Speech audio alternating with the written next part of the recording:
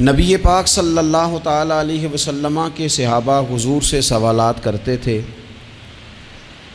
امت کو اجازت دی گئی ہے کہ وہ اپنے علماء سے، اہل علم سے، ذی شعور لوگوں سے مشاورت کرے، اور جس چیز کا علم نہیں ہے وہ اس شعبے کے ماہر سے جا کر اس کے متعلقہ وہ رائے لے۔ بہت زبردست مفتی بھی ہو، جید قسم کا عالم ہو، کتاب و سنت پر، سیرت پر، تصوف پر اس کی پوری دسترس بھی ہو، تو پھر بھی اسے حکم ہے کہ اگر وہ بیمار ہے تو وہ ڈاکٹر سے رجوع کرے،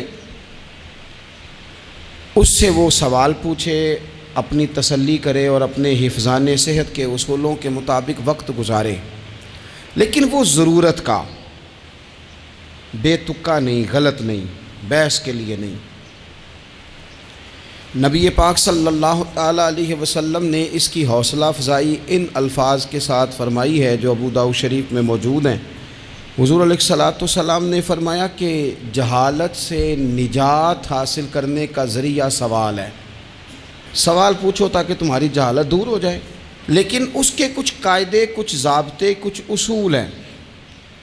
ہمارے ہاں کچھ عرصے سے یہ رجحان ہوا ہے کہ ابحاث، کثرت سوالات، ایسی باتیں جن کا اس انسان سے جو سوال پوچھ رہا ہے دور دور تک کوئی تعلق ہی نہیں بنتا، بے معنی اور بے مقصد اور بے محل گفتگو، بے موقع باتیں، یہ رجحان پکڑتی جا رہی ہیں سوسائٹی کے اندر۔ ہر شخص کو تجزیہ نگار بنا دیا گیا ہے، ہر شخص کو عالم بنا دیا گیا ہے، ہر شخص کو ڈاکٹر ڈکلیئر کر دیا گیا ہے، ہر بندہ اپنی مرضی کی رائے دے رہا ہے۔ اس کا نقصان یہ ہوا ہے کہ ملک تیزی سے غیر مستحکم ہوتا چلا جا رہا ہے۔ بگڑتے، بکھرتے، ٹوٹتے خیالات، بہت زیادہ جب باتیں ہونے لگ جاتی ہیں، بہت زیادہ جب بحثیں ہونے لگ جاتی ہیں تو وہ نفرتوں کو جنم دیتی ہیں، وہ اذیت کا باعث بنتی ہیں۔ قرآن مجید فرقان حمید آپ دیکھیے تو سورہ بقرہ میں سے جو آیہ کریمہ میں نے آج تلاوت کی ہے خطبے میں، اس میں اللہ تعالیٰ نے فرمایا ام تریدون ان تسألوا رسولکم کما سئل موسیٰ من قبل، کیا تم میرے نبی پاک علیہ السلام سے بھی اسی طرح ہی سوال کرنا چاہتے ہو جس طرح حضرت موسیٰ کی قوم نے ان سے کیے تھے؟ جس طرح پہلے حضرت موسیٰ علیہ السلام سے سوال کیا گیا تھا، تم بھی میرے رسول سے اسی طرح سوال کرنے کا ارادہ رکھتے ہو؟ کبھی بنی اسرائیل والوں نے کہا کہ ہمیں پتھر سے پانی نکال کے دیا جائے، کبھی کہا کہ ہمیں کھانا من و سلوہ دیا جائے، کبھی کہا کہ ہم اس وقت مانیں گے جب رب کو اعلانیہ دیکھ لیں گے۔ کیا تم میرے رسول سے بھی اسی طرح ہی سوال جواب کرنا چاہتے ہو؟ ضرورت کے لیے سوال ضرور کریں، یہ پہلا ہی سپارہ ہے۔ حضرت موسیٰ علیہ السلام کا زمانہ مبارکہ ہے، ایک شخص نے اپنے کزن کو، اپنے چچا کے بیٹے کو، چچا زاد کو قتل کر دیا اور خود ہی اس کا مدعی بن کے حضرت موسیٰ کے پاس آیا کہ بتائیے جناب میرے اس بھائی کو کس نے قتل کیا ہے؟ حضرت موسیٰ نے ایک سادی سی بات کی، کیا فرمایا؟ وَإِذْ قَالَ مُوسَىٰ لِقَوْمِهِ إِنَّ اللَّهَ يَأْمُرُكُمْ أَن تَذْبَحُوا بَقَرَةً۔ حضرت موسیٰ علیہ السلام نے اپنی قوم سے کہا کہ اللہ تمہیں حکم دیتا ہے کہ ایک گائے ذبح کرو، گائے کا کچھ حصہ مقتول کو مارو، وہ خود اٹھ کے بتا دے گا مجھے کس نے قتل کیا ہے۔ یہ پہلا سپارہ ہے قرآن مجید کا، آپ اس کو دیکھ لیں، یہ آیت نمبر 67 سے شروع ہو رہا ہے۔ تو اب وہ چونکہ ذبح کرنا نہیں چاہ رہا تھا، اس کو پتا تھا کہ مجرم تو میں خود ہوں، وہ ذبح چونکہ کرنا نہیں چاہ رہا تھا تو اس سے کہا کہ مارو ایک حصہ گائے کا، اس کو تو یہ اٹھ کے بتا دے گا۔ تو اس نے جواب کیا دیا؟ قالوا اتتخذون ہزوا، یعنی لگا آپ میرے ساتھ مذاق کرتے ہیں، کبھی ایسا بھی ہوا ہے؟ قال اعوذ باللہ ان اکون من الجاہلین، حضرت موسیٰ علیہ السلام فرمانے لگے میں اللہ کی پناہ مانگتا ہوں میں جاہلوں میں سے ہو جاؤں۔ ہر وقت مذاق کرتے رہنا یہ تو جاہلوں کا طریقہ ہے۔ کن کا ہے؟ حضرت موسیٰ نے کہا ہے، قرآن پاک ہے، ہر وقت مذاق کرتے رہنا۔ خوش طبعی اور چیز ہے، مسکراتے رہنا، لیکن کسی کا مذاق ہر وقت اڑاتے رہنا کن کا طریقہ ہے؟ جاہلوں کا۔ جب کہا نہیں ذبح کرنی ہے تو اب ذرا دیکھیے، کرنا نہیں نہ چاہ رہے، قالوا ادع لنا ربک یبین لنا ما ہی، کہنے لگے اے موسیٰ پھر آپ نہ رب سے دعا کریں کہ وہ ذرا کھول کے بتائے وہ گائیں کس طرح کی ہو، ارادہ نہیں نہ ذبح کرنے کا، آپ دعا کریں۔ قال انہ یقول انہا بقرۃ لا فارض ولا بکر، فرمایا کہ رب کہتا ہے وہ گائے نہ بوڑھی ہو نہ زیادہ بچیا ہو، اوان بین ذالک، ان کے درمیان ہو، یعنی جوان گائے ہو۔ فافعلوا ما تؤمرون، کرو جس کا تمہیں حکم دیا جا رہا ہے۔ قالوا ادع لنا ربک یبین لنا ما لونھا، لو اگلی بات سن لو، کہنے لگے آپ دعا کریں رب سے کہ وہ کھول کے بتائے اس کا رنگ کس طرح کا ہو، رنگ بتائیں کس طرح کا ہو۔ قال انہ یقول انہا بقرۃ صفراء، فرمایا رب فرماتا ہے کہ صفراء رنگ کی ہو، یعنی گہرے زرد رنگ کی ہو۔ یہ رب فرماتا ہے اس طرح کی گائے ذبح کرو۔ فاقع لونھا تسر الناظرین، اور جب کوئی اسے دیکھے تو اسے اچھا بھی لگے، آنکھوں کو اچھی لگے وہ گائے، اس طرح کی گائیں ذبح کرو۔ لو اتنی باتیں بتا دی۔ قالوا ادع لنا ربک یبین لنا ما ہی، کہنے لگے نہیں آپ پھر دعا کریں اللہ ذرا کھول کے بتائے گائیں کس طرح کی ہو۔ ان البقرہ تشابہ علینا، ہمیں ذرا گائیں پر شبہ پڑ گیا ہے کس طرح کی ذبح کرنی چاہیے۔ وَإِنَّا انشاءاللہ لمہتدون، اگر اللہ نے چاہا تو ضرور ہم ہدایت پا جائیں گے۔ پھر اللہ تعالیٰ نے فرمایا کہ قال انہ یقول انہا بقرۃ لا ذلول تثیر الارض، گائیں اس طرح کی ہو کہ وہ کبھی کھیتی میں نہ چلائی گئی ہو، یعنی اس کو کبھی کام نہ اس سے لیا گیا ہو۔ بیل کو لوگ لگاتے تھے نا، جو کام آج ٹریکٹر سے لیا جاتا ہے وہ گائے بیل سے لیا جاتا تھا، تو وہ کھیتی باڑی کے کام نہ اس کو لگایا گیا ہو۔ ولا تسقی الحرث، اور نہ اس سے پانی نکالا گیا ہو، نہ کھیت چلانے ہل چلانے میں لگائی گئی ہو، اور وہ جو کنواں ہوتا تھا جس کے گرد گائیں گھومتی تھی، تو کہا وہ بھی کام اس نے نہ کیا ہو گائے نے۔ مسلمۃ لا شیۃ فیہا، وہ ہر عیب سے پاک ہونی چاہیے۔ قالوا الآن جئت بالحق، اب کہنے لگے اب آپ صحیح بات لے کے آئیں، اب سوال ختم ہو گئے نا۔ کہنے لگے اب آپ بات فذبحوہا، انہوں نے ذبح کر دی۔ وما کادوا یفعلون، پر ایسا کرتے نظر آتے، لگتا نہیں تھا کریں گے ذبح پر ذبح۔ اچھا یہ گائیں پھر ملی کیسے؟ امام خازن کہتے ہیں کہ ایک نیک آدمی تھا، تو اس کا آخری وقت آ گیا، تو اس کے پاس جو کل جمع پونجی تھی وہ ایک بچیا تھی، گائیں کی بچیا ویڑی، اس کے پاس وہ ایک بچیا تھی صرف۔ تو اس نے اس طرح کیا کہ اس کی گردن پر ایک مہر لگائی، اللہ کے نام پر بطور امانت اس نے اس کو جنگل میں چھوڑا، کہا یا اللہ میرا بیٹا ایک ہی ہے وہ بھی چھوٹا ہے، اس کی حفاظت کرنا اور میرے بیٹے کو پہنچا دینا۔ بچہ بالغ ہو گیا، اس کی ماں نے کہا بیٹا جو امانتیں رب کے پاس رکھوائی جائیں نا ان میں خیانتیں نہیں ہوا کرتی، جا کے جنگل میں آواز دے تیری گائے واپس آ جائے گی۔ اس نے جا کے جنگل میں آواز دی کہ وہ جو میرے باپ نے امانت رکھوائی تھی وہ کدھر ہے؟ وہ نشان لگی ہوئی گائیں دوڑتی ہوئی اس کے پاس آئی۔ واللہ خیر الرازقین، جب رب بندوبست کرے، جب اللہ بندوبست کرے تو پھر معاملہ اور ہوتا ہے۔ وہ گائے آ گئی، اب اس نے کیا کیا اس نوجوان نے کہ وہ گائے گھر لایا، ماں سے آ کے کہا کہ اماں یہ تو اللہ نے فضل کر دیا۔ ماں کہنے لگی پتر حالات ہمارے خراب ہیں، منڈی میں لے جا اسے بیچ دے، لیکن سودا میری مرضی کے بغیر طے نہ کرنا۔ کس کی مرضی کے بغیر؟ کس کی؟ اماں کی مرضی۔ اور سنو یار، تھے کچھ لوگ جن کو لوگوں نے تانے بھی دیے کہ تم ماں کے پیچھے لگ گیا ہے، لوگوں نے بڑا کچھ کہا، پر جو ماں کی مرضی پہ لگیں ناکام نہیں ہوتے زندگی میں۔ یہ دیکھو ماں کی مرضی پہ لگا، اس کی قیمت کتنی تھی گائے کی؟ بڑی مہنگی تھی، پر 3 دینار کی تھی۔ منڈی میں لے گیا، 3 دینار اس کی قیمت لگ گئی۔ تو ماں نے کہا تھا میری مرضی کے بغیر سودا نہ کرنا۔ اب بچے تو نہیں نا مانتے، اماں کو کیا پتا باہر بزنس کیا ہے، لین دین کیا ہے، پر ماں نے کہا تھا میری مرضی۔ بندہ دے رہا ہے اسے 3 دینار، اس نے کہا جی میں نے طے تب کرنا ہے، ڈن تب کرنا ہے، پہلے اماں سے پوچھنا ہے۔ گھر جا کے اماں سے پوچھا، اماں کہنے لگی دے دے۔ واپس آیا تو اس نے کہا کہ میں 6 دینار دیتا ہوں پر میری شرط ہے، ماں سے نہیں پوچھنا۔ اس نے کہا تو 12 بھی دے، ڈن تب بھی ہونا ہے جب اماں نے کہنا ہے۔ وہ جب اس طرح کی اس نے گفتگو کی، واپس اپنی والدہ کے پاس گئے، کہنے لگے اماں سمجھ نہیں آتی، 3 دینار کی گائیں بندہ 12 میں خریدنے کو تیار ہے، شرط لگاتا ہے کہ اماں سے نہیں پوچھنا۔ تو والدہ کہنے لگی پتر پہلے اس سے جا کے پوچھ کیا وہ ہے کون؟ یہ کوئی روحانی معاملہ ہے، کوئی غیبی مدد ہے، پوچھ اس سے جا کے پوچھا تو وہ کہنے لگا میں تو فرشتہ ہوں اللہ کا،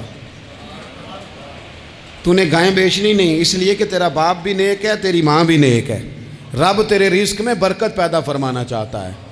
ماں باپ نیک ہونا رزق میں برکت ہو جاتی ہے، ماں باپ نیک ہوں، ان کی صالحیت کا اثر پہنچتا ہے بچوں تک، رزق حلال کما کے لانے والے ہوں تو گھر میں برکت ہوتی ہے۔ جا کے کہا کہ تیرے ماں باپ نیک تھے، اسے نہ بیچنا گائے کو، تو کیا کریں؟ کہنے لگے بنی اسرائیل والے سوال کر کر کے خود مشکل میں آ گئے۔ اب وہ ایسی گائے جو جوان بھی ہو، یہاں تو ہر غریب آدمی اپنی گائیں یہاں لگا دیتا ہے، کھیتی باڑی میں یہاں لگا دیتا ہے، کنویں میں پانی نکالنے میں تو یہاں تو ہر ایک کی گائیں، تو ایسی گائیں جس کا رنگ بھی اتنا پیارا ہو، زیادہ بوڑھی زیادہ بچی بھی نہ ہو، اور ابھی تک کھیت میں بھی نہ لگی ہو، وہ سوائے تیرے کہیں نہیں ہے۔ اس نے کہا چل پھر مہربانی کر بتا میں کتنے کو دوں گائیں، اگر وہ آ جائیں تو کتنے کو بیچنی ہے؟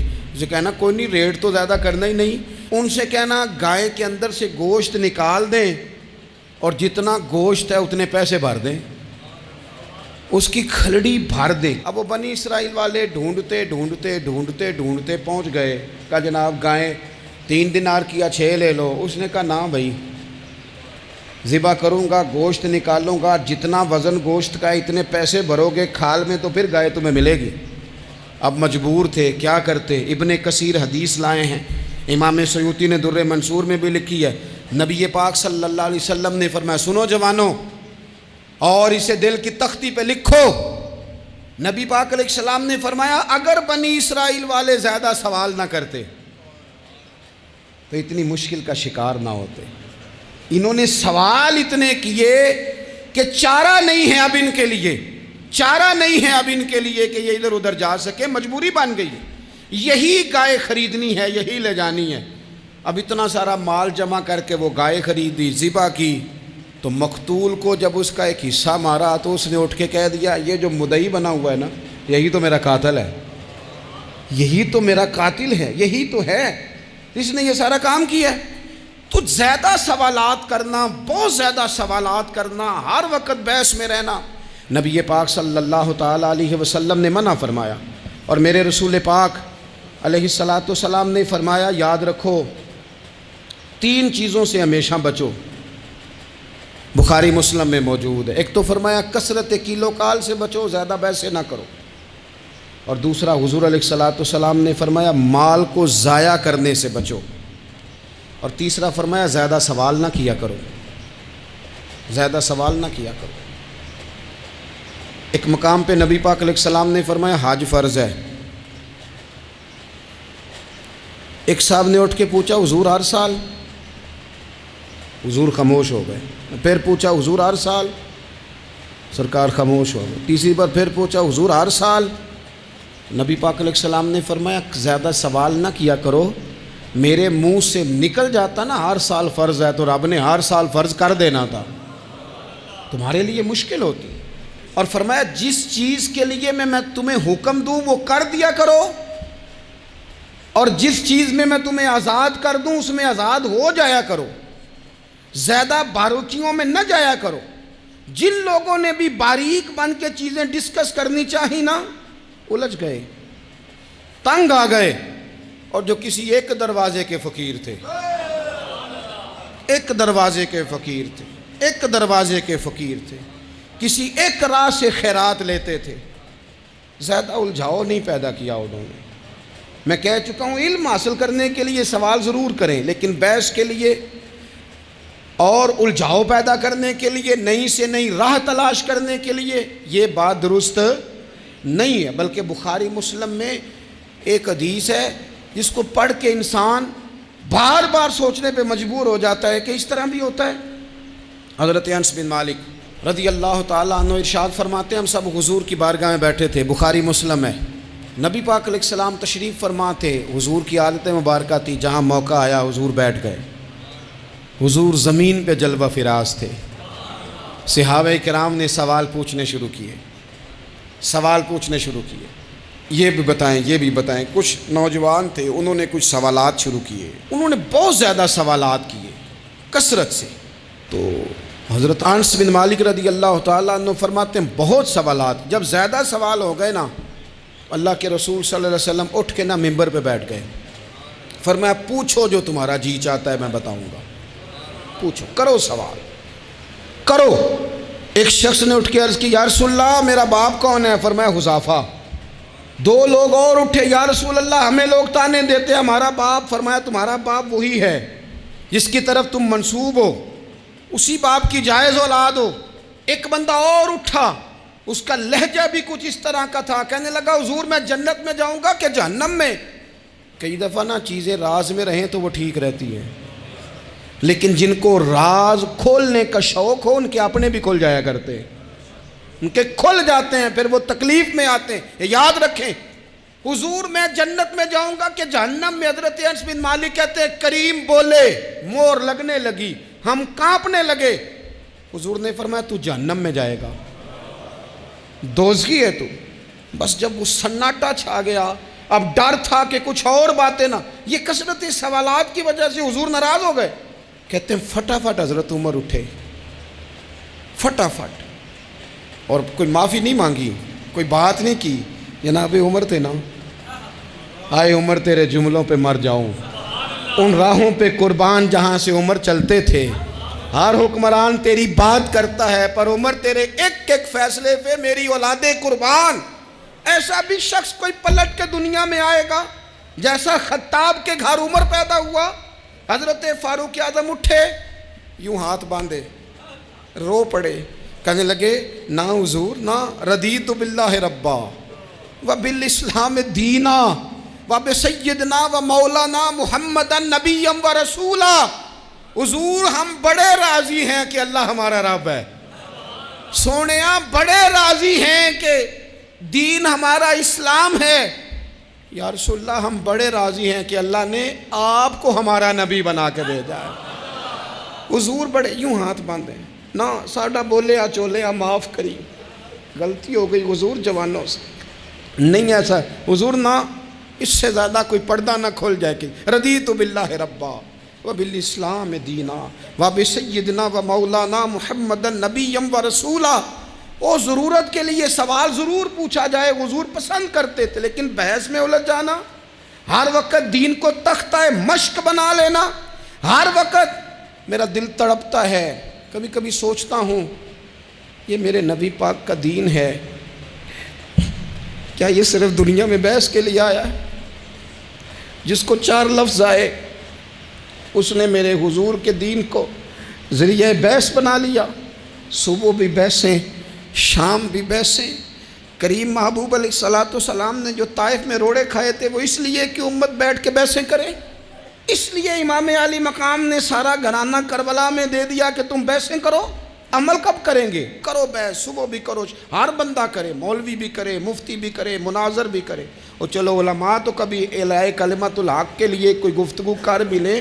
ہر چوک چراہے میں بحث، ہر جگہ مناظرہ، خدا را بلا ضرورت تو چھوڑ دیں، بلا وجہ تو چھوڑ دیں، کبھی تو مان کر چلنے کا مزاج بنا لیں، کبھی تو قبول کر لیں۔ یا رسول اللہ رضیت باللہ ربا وبالاسلام دینا وبسیدنا ومولانا محمد نبیا ورسولا۔ حضور بڑے راضی ہیں کہ اللہ ہمارا رب ہے، اسلام ہمارا دین ہے، آپ ہمارے نبی ہیں۔ حضور ہم بڑے ہی راضی ہیں، ہم پر کرم نوازی ہو جائے۔ تو حضور نے فرمایا عمر بیٹھ جا، اللہ تیرے اوپر رحم فرمائے۔ عمر بیٹھ جانا، رب تیرے اوپر رحم فرمائے۔ اور پھر فرمایا عمر یہ رب نے تجھے ہی توفیق دی ہے، یہ تجھے توفیق ملی ہے۔ تو اتنی زیادہ بحثیں۔ میں کبھی کبھی کچھ سوالوں کے جواب دینے کو جی نہیں نہ چاہتا۔ آپ جو سوال کر رہے ہیں وہ پتہ ہے حضور کے ایک عظیم صحابی کے بارے میں کر رہے ہیں، آپ ان پر بحث کرنا چاہتے ہیں، آپ ان کو تختہ مشق بنانا چاہتے ہیں، جی نہیں کرتا۔ وہ ہستی اونچی ہے، نہ بھائی نہ، دل نہیں مانتا، خیال نہیں پیدا ہوتا۔ ہم تو ان بزرگوں کے ماننے والے ہیں جو حضور کی ازواج کا اور 4 بیٹیوں کا نام لیتے تھے تو وضو کر کے لیتے تھے۔ وہ تو باتیں کرتے تھے تو ڈر ڈر کے کرتے تھے، کہتے تھے توبہ توبہ توبہ۔ ہم کہاں اور وہ لوگ کہاں؟ لیکن آج ہر آدمی کو بحث کا شوق آیا ہے، ہر شخص ہے جو کہتا ہے مجھے بھی 3 باتیں آتی ہیں، میں بھی تھوڑا سا مفتی ہوں، میری بھی سن لو۔ تو اپنی زندگی میں اتنا دروازہ بحث کا نہ کھولیں، اتنا الجھاؤ نہ پیدا کریں، اور ایسے بے جا لا یعنی اور بے مقصد سوالات سے اپنے آپ کو بچائیں جن میں انسان پڑھے تو اس کے لیے الجھاؤ بڑھ جائے۔ بعض سوالات ایسے بھی حضور سے کیے گئے کہ سرکار نے ان پر سخت ناراضگی کا اظہار فرمایا، فرمایا اس سوال کی کیا حاجت؟ تو میں آپ سے گزارش کروں گا سیکھنے کے لیے مسئلہ ضرور پوچھیں، سیکھنے کے لیے۔